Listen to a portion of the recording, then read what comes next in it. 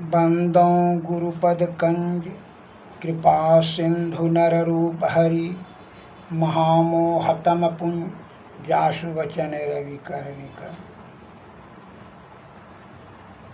ये हमारे देश के प्यारे बंधुओं तथा धर्म अनुरागियों को मेरा हार्दिक अभिनंदन। आयुर्वेदिक ज्ञान के साथ साथ अध्यात्म ज्ञान परम आवश्यक है। आयुर्वेदिक ज्ञान से आप आरोग्यता प्राप्त करने का विधि जानते हैं।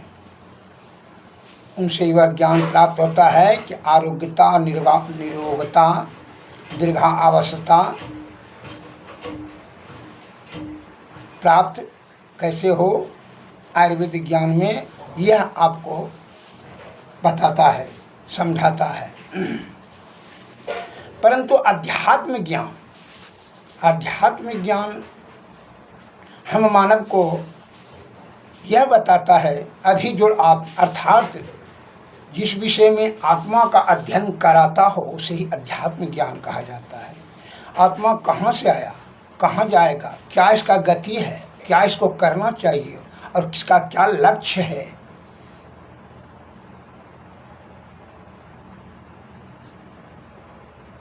इसका अभी क्या प्रयोग में इसको लाना चाहिए, यह जीवात्मा को पिंड ब्रह्मांड का भेद यह अध्यात्म ज्ञान से ही प्राप्त होगा। क्योंकि यह जीवात्मा परमात्मा से विरक्त होकर के मायाबद्ध हो गया है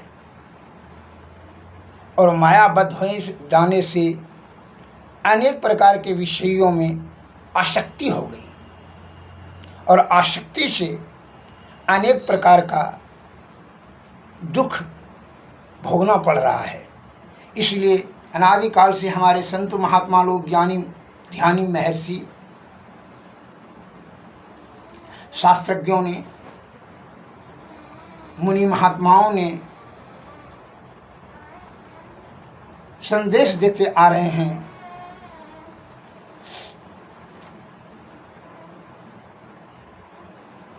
कि जीव आत्मा को पूर्ण रूपेण से दुख से निवृत्ति प्राप्त करने के लिए मुक्ति का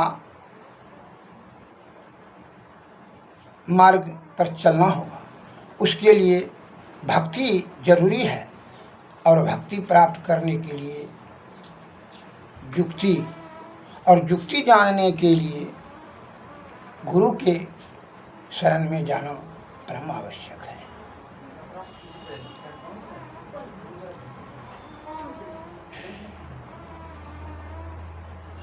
हमारे महापुरुषों ने जो शास्त्र में ज्ञान को बताया, बड़ी असीम कृपा करके उस ज्ञान का हम पढ़ व समझ कर अमल करेंगे, तभी धर्म, अर्थ, काम और मोक्ष चारों की प्राप्ति में सक्षम हो जाएंगे। अन्यथा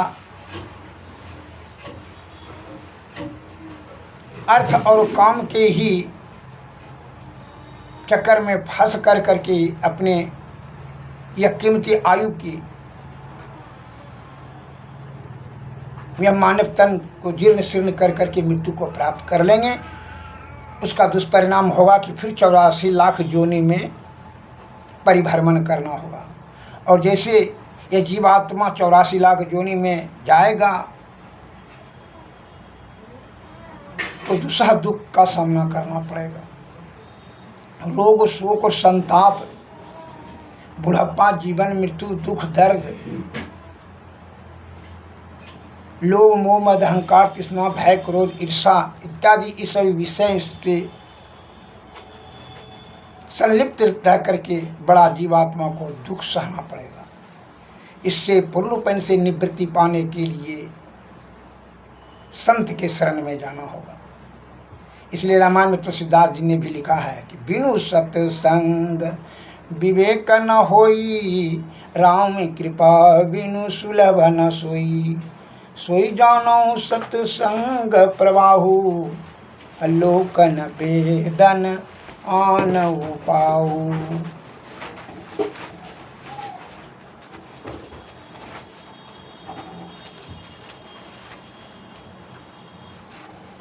हे हमारे देश के प्यारे धर्म अनुरागियों, आप लोगों के समक्ष में यह अध्यात्म का दो शब्द मैं शास्त्र को समक्ष रख करके रखना चाहता हूँ।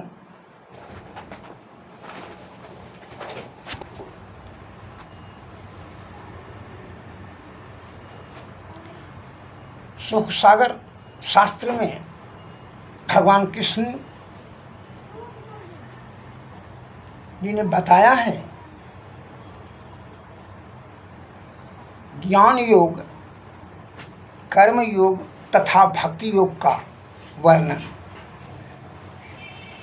आप उसको देख सकते हैं सुख सागर में। इसमें जो वर्णन किया गया है संक्षिप्त से मैं भक्तजनों के लिए ये तीनों का किस प्रकार वर्णन किए हैं भगवान श्री कृष्ण जी, उसको पढ़ करके मैं सुना देता हूँ। आप सुन करके समझें और अपने जीवन में इसको अमल करें, जिससे कि आपका धर्म के प्रति अनुराग हो,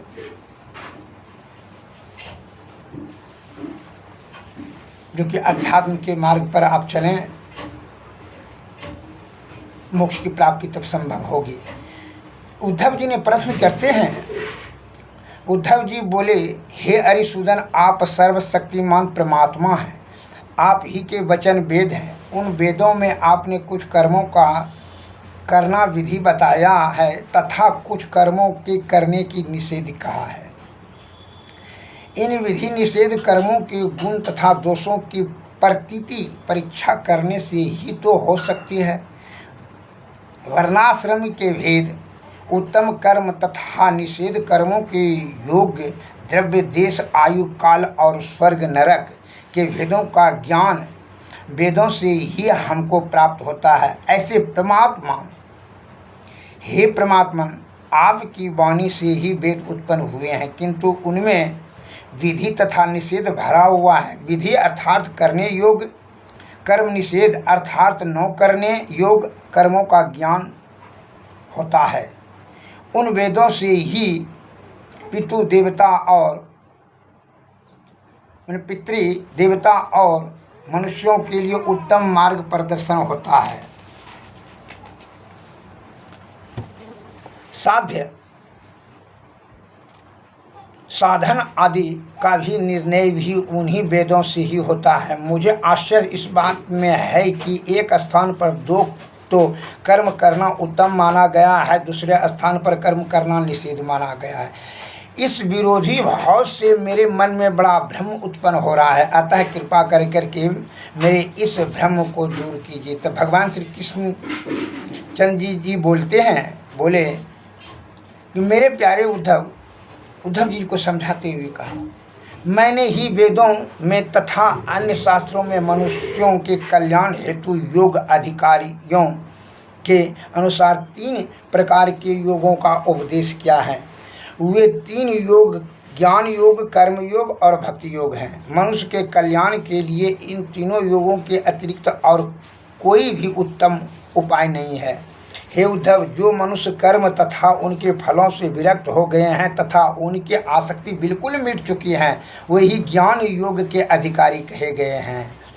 तथा जिन मनुष्यों का चित्त कर्म और तथा उनके फलों से विरक्त नहीं हुआ है, वे सकाम कर्म योग के अधिकारी कहे गए हैं। जो मनुष्य 9 अधिक विरक्त है और 9 कर्मों तथा उनके फलों में अधिक आसक्ति ही है, किंतु पूर्व जन्म के उत्तम कर्मों के अनुसार मेरे में श्रद्धा तथा भक्ति रखते हैं, मेरी कथा आदि से प्रेम करते हैं, वे भक्ति योग के अधिकारी हैं। इट इज मार्पुल पॉइंट। ये तीनों में विभेद बताया है भक्ति योग और कर्म योग और ज्ञान योग में। मनुष्य को विधि निषेध के अनुसार अभी तक कर्म करना चाहिए जब तक कर्म करना चाहिए जब तक इस कर्ममय जगत तथा उससे उपलब्ध होने वाले स्वर्ग आदि के भोगों से वैराग्य प्राप्त नहीं हुआ है, या जब तक मेरी कथा लीला श्रवण कीर्तन आदि से उस साधक की श्रद्धा उत्पन्न नहीं होती है। उस साधक को चाहिए कि अपने वर्ण तथा आश्रम के अनुसार धर्म में रत रहकर बिना आशा तथा फल की कामना के यज्ञों द्वारा मेरी आराधना करता रहे। निषिद्ध कर्मों को त्याग कर वेद विदित कर्मों को ही करता रहे, तब उसे स्वर्ग तथा नरक में नहीं जाना पड़ता है। अपने धर्म में रत रहने वाला कर्मयोगी पुरुष संपूर्ण पापों से मुक्त होकर विशुद्ध ज्ञान तथा भक्ति को प्राप्त कर लेता है। केवल कर्मों का उपयोग करने अंतःकरण को शुद्ध करने के लिए ही होता है। अंतःकरण शुद्ध होने पर ज्ञान तथा भक्ति तो स्वयं भगवान ही देते हैं। इस कर्मयोगी को मनुष्य का शरीर प्राप्त करना अति दुर्लभ है।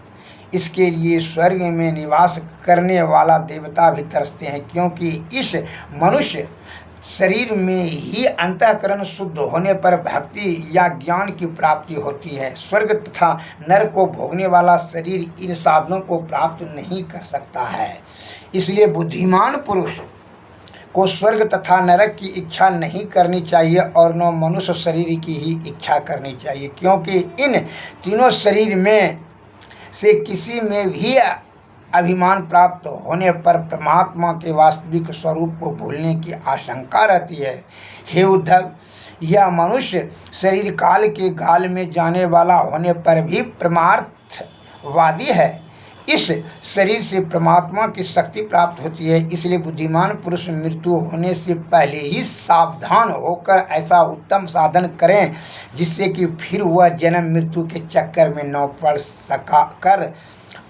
कर सदा के लिए मुक्त हो जाएं।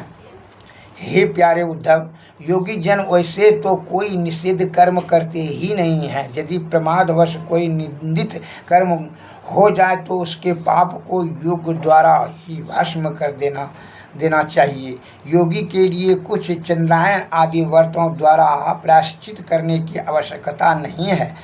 ये व्रत आदि तो कर्म कांडियों के लिए ही होते हैं, योगी के लिए नहीं। वेदों में विधि निषिद्ध कर्मों का जो निरूपण किया है उसका अर्थ उनमें गुण दोष निकालने का नहीं है।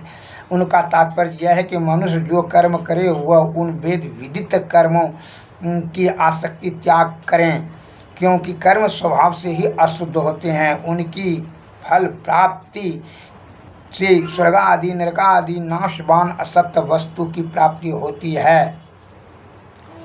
मेरी प्राप्ति तो तभी होती है जब वह उन सभी कर्मों से विरक्त हो गया हो और उन कर्मों को दुखमय समझता हो। वह यह समझता हो कि यह तभी सभी भोग तथा वासनाएं दुखदायी हैं, किंतु ऐसा सब कुछ जानते हुए भी जो उन भोगों को त्यागने में असमर्थ हैं और उसकी इच्छा उन भोगों को भोगने में लगी हुई है, तो ऐसे पुरुष को चाहिए कि उन भोगों को तो भोगता रहे किंतु उनमें सच्ची आसक्ति न रखें। उन्हें दुख रूप समझ कर उनकी निंदा करता रहे और साथ मेरा भजन करता रहे। इस प्रकार मेरी भक्ति के द्वारा निरंतर भजन करते रहने से उस साधक के हृदय में मैं स्वयं विराजमान हो जाता हूँ और हृदय में मेरे विराजते ही इसकी सभी वासनाएं नष्ट हो जाती है। उसके हृदय की गांठ खुल जाती है, उसकी विषय वासनाएं नष्ट हो जाती है, उसके सभी संशय दूर हो जाते हैं और मुझ सर्वात्मा का साक्षात्कार हो जाता है। इस प्रकार भक्ति योग द्वारा मेरे चिंतन करने वाले साधक को ज्ञान तथा वैराग की आवश्यकता नहीं होती है। ज्ञान वैराग योगाभ्यास कर्म तपस्या दान तथा धर्म आदि जितने भी साधन हैं उन सबों का फल मेरे भक्त को मेरी भक्ति के द्वारा अनायास ही प्राप्त हो जाते हैं। मेरा भक्त स्वर्ग आदि की भी कामना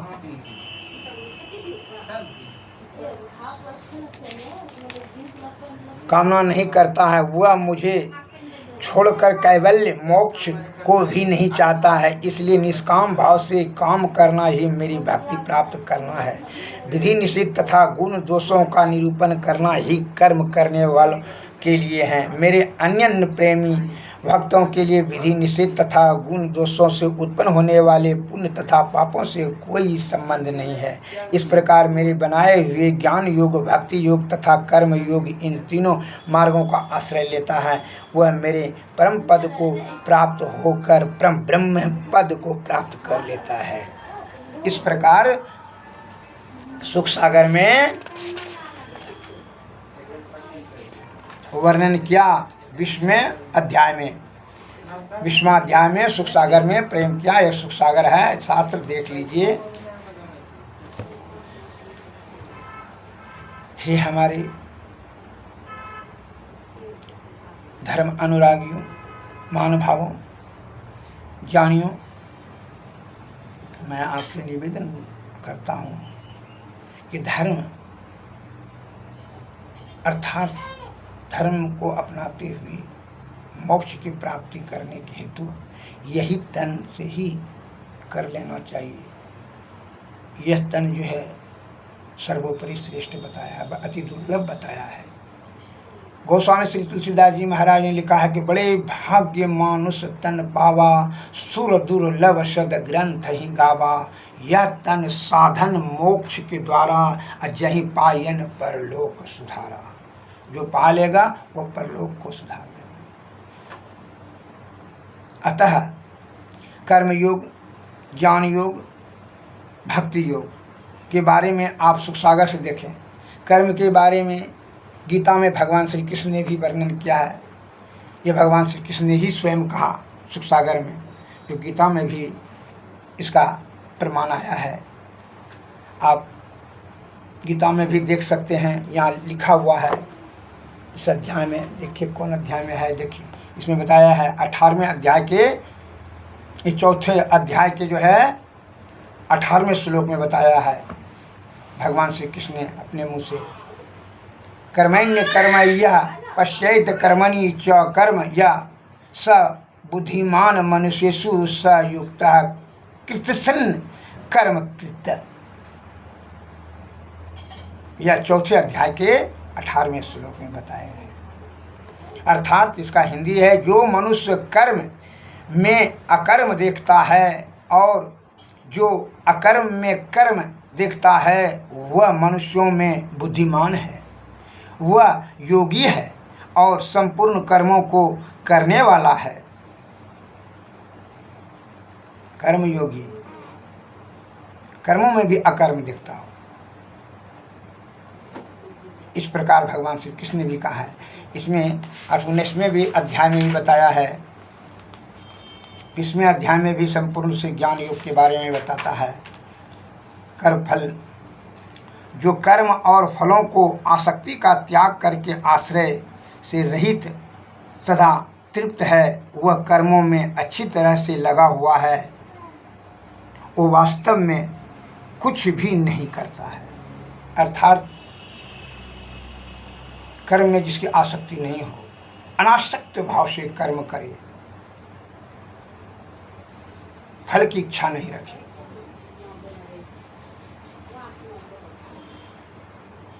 फल को इच्छा रखने से वह कर्म में ही लिप्त हो जाता है। अतः ये गीता है भागवत। अर्थात ये अध्यात्म का दो शब्द देशवासियों के समक्ष रखा। आयुर्वेदज्ञ होने के नाते मैंने आपको कुछ लौकिक दृष्टि से, जो कि शरीर स्वस्थ रहे, इसके बारे में कुछ मार्गदर्शन कर देना चाहता हूँ। शरीर में 3 दोष है, कफ, पित्त और वात। तो तीनों दोषों में से कोई भी अगर यदि कुपित हो, जैसे वात कुपित होगा तो 84 प्रकार के वातज रोग की उत्पत्ति हो जाएगी। पित्त कुपित होगा 40 प्रकार के पित्तज रोग। पित्त से जो कुपित होकर जो जन्मता रोग होता है उसे पित्तज रोग कहा जाता है। कफ कुपित होगा तो 5 प्रकार के कफज रोग। ऐसे सब असाध और जटिल रोगों से जो प्रताड़ित हैं वह आयुर्वेद सेवा लें।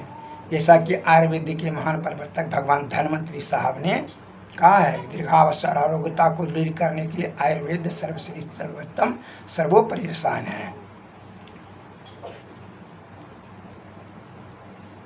सर्वप्रथम मैं आपको एक रोग के लिए साधारण भाषा में बता देना चाहता हूँ, जो कि हर जगह उपलब्ध हो। जड़ी आप उसको ला करके सम्मिश्रित करें और बनावें।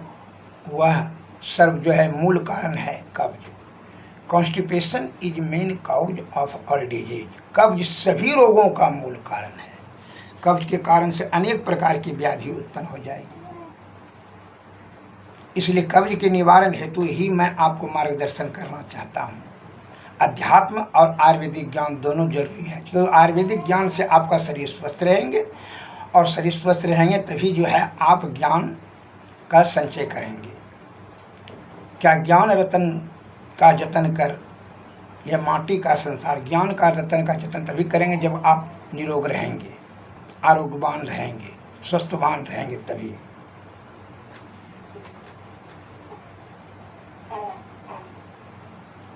कब्ज के लिए जो कि हर जगह उपलब्ध है वो औषधि मैं बता रहा हूँ। त्रिफला, त्रिकुटा और इंदरजौ सोलह तथा सनाय पत्ती और बाइबलिन। यह औषधि को लावें और फिर शुद्ध सुहागा, इसमें यही सभी औषधि में मिलावें। शुद्ध सुहागा, शुद्ध फिटकिरी, शुद्ध तृतीया भस्म और शुद्ध कौड़ी भस्म या शंख भस्म, दोनों में से कोई दे सकते हैं। इस सभी को समान भाग में दे करके आप मिला करके औषधि बना लें और इसका प्रतिदिन आधा चम्मच सुबह, आधा चम्मच शाम सेवन करें खाना के बाद। यह कब्ज, वायु विकार, उदर विकार, विषाणु कीटाणु बड़ी आंत में, जैसा अग्निमंद, जिसको अग्निमंद कहते हैं, भूख कम लगना, अपाच होना, परिपक्व शरीर नहीं होना, ऐसे सब कोई भी कष्ट यथाशीघ्र ही दूर हो जाएगा। इसमें जरा भी संशय और संदेह नहीं है। और जिन सज्जन को विस्तृत रूप से जानकारी प्राप्त करने का इच्छा हो, आप हमारे चिकित्सालय पर आने का कष्ट करें। मैं सदैव आपकी सेवा में तत्पर हूँ। 40 वर्षों से निरंतर मैं सेवा आपका कर रहा हूँ। निस्वार्थ भाव से सेवा की भाव रखते हुए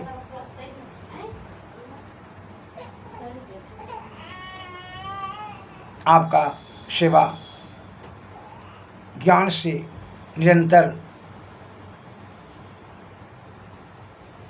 करने का प्रयत्न कर रहा हूँ। ज्ञान प्राप्ति हेतु आप मोबाइल से भी पूछ सकते हैं। मेरा मोबाइल नंबर 93 34 70 46 25।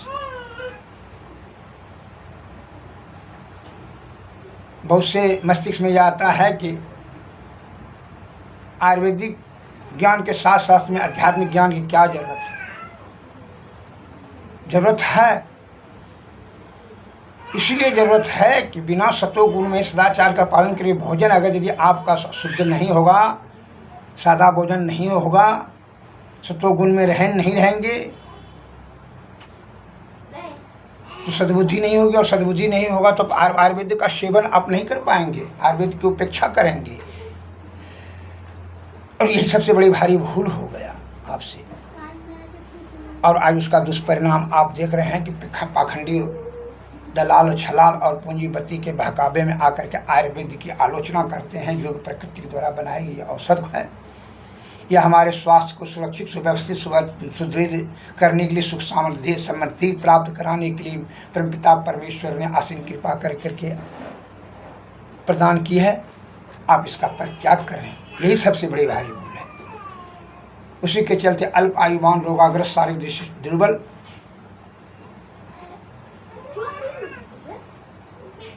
होते चले जा रहे हैं। बात रोग के बारे में मैं अगले पार्ट में वीडियो में बताऊंगा। श्रीमान से निवेदन है, सुनेंगे और समझ करके समय आने पर अमल कीजिए। अपने से और ला कर अमल कीजिए, ना कंपनी तंपनी कुछ पर इस पर विश्वास भरोसा हमको नहीं है। तो आपको हम क्या कह सकते हैं, कंबाइनेशन ही मैं बता देता हूँ स्पष्ट, कोई गुप्त नहीं ज्ञान में। सेवा के भाव से, परमार्थ के भाव को रखते हुए, लोभी लंपट लालची तीनों से भक्ति न होय। अब भक्ति करे कोई सुरमा, जाति वरन कुल खोय। पहले त्याग का भाव होगा तभी परमार्थ कर सकने में सक्षम रहेगा। और इसके लिए संत के शरण में जाना। क्यों कि त्याग के भाव आना, जब तक यह आत्मा का शुद्धि नहीं होगा, अंतःकरण शुद्धि नहीं होगी आपकी, तो त्याग का भाव वहाँ जागृत नहीं होगा। तो नाना प्रकार के जो है ना बहकावे में भाग जाएंगे, कुछ संगति में आकर के पथभ्रष्ट होकर करके अपने आयु समय और संपत्ति को व्यर्थ में गंवा देंगे और मिथ्या आरोप ईश्वर को लगाएंगे। भगवान ने दुख दिया है। रामायण में तुलसीदास ने वर्णन किया है, कौन नहीं सुख दुख कर दाता, निज कृत कर्म भोगहु ताता। कोई सुख और दुख नहीं देता, निज कृत कर्म से ही सुख दुख की प्राप्ति करते हैं।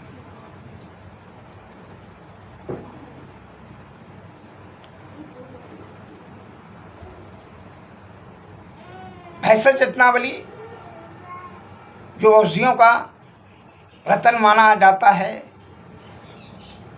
निरोग रखने के लिए भैंसा चटनावली बहुत महत्वपूर्ण शास्त्र है।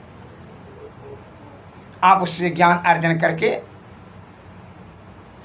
औषधि सम्मिश्रित करके ला करके बना करके सेवन करें, आप निरोग रहेंगे।